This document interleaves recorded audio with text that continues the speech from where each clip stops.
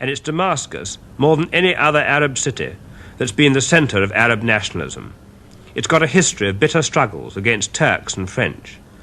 Now every Syrian feels that the fight is against Israel and the West.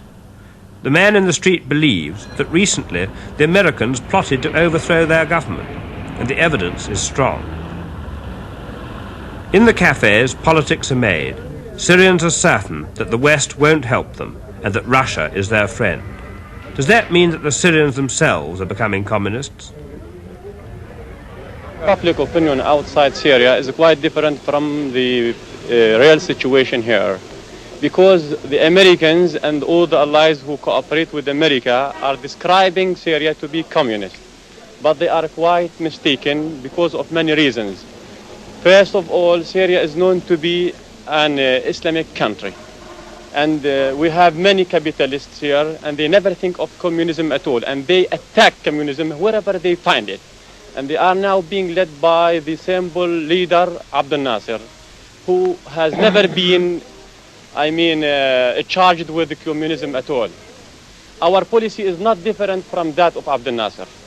Is anybody here a communist? Are you a communist? No, I am a capitalist. You're a capitalist. So do I. Are you a communist? No, but capitalist. Do you think that Syria is in danger of going communist? No, I don't think so. In the prosperous quarter of Damascus, I spoke to 3 rich businessmen whose riches would be gone if communism came. Like everyone else in Syria, they're obsessed with fear of Israel. If you remove the danger of Israel, we might have time to think about the danger of becoming communist.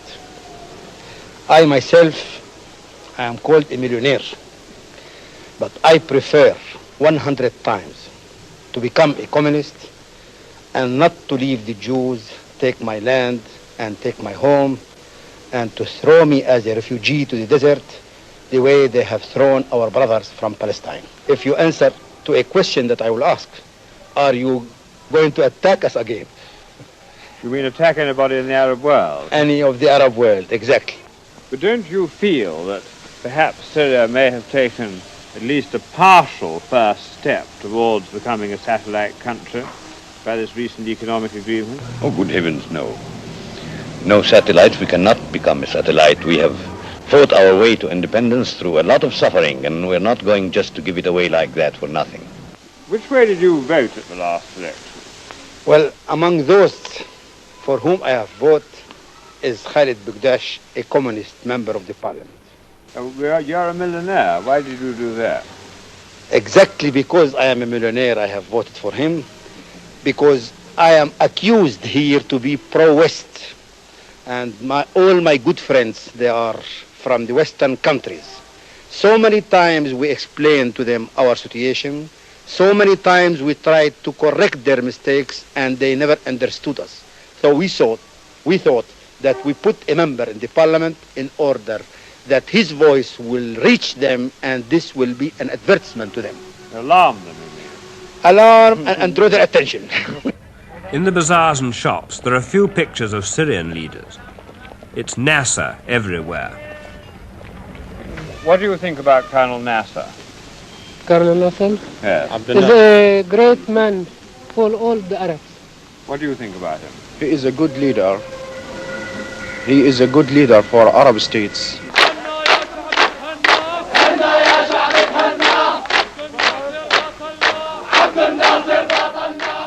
Nasser is our friend and leader, is the theme of this song, which the Syrian soldiers insisted on singing to me.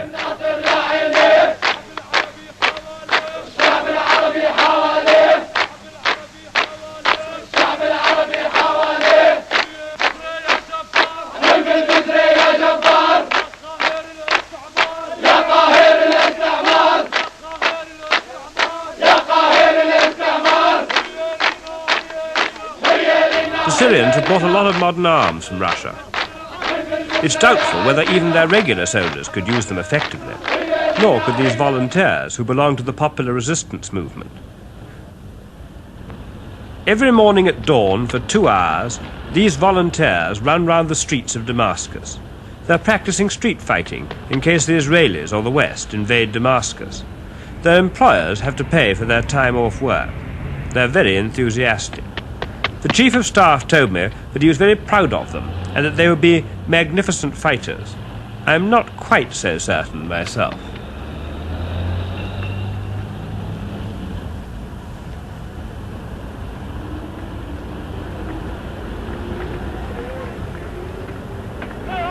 General Bisri, how many pro-communist officers do you think there are in the Syrian army? There are very few pro-communist officers in the army, and most of them are in the reserve. The army is dominant in Syria.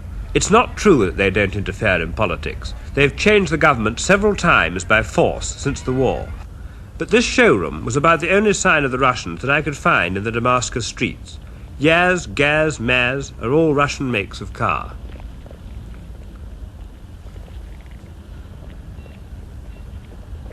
Mr. Tarazi is the permanent head of the Foreign Office in Damascus, and he's also going to be the Syrian ambassador to Moscow in a few weeks' time.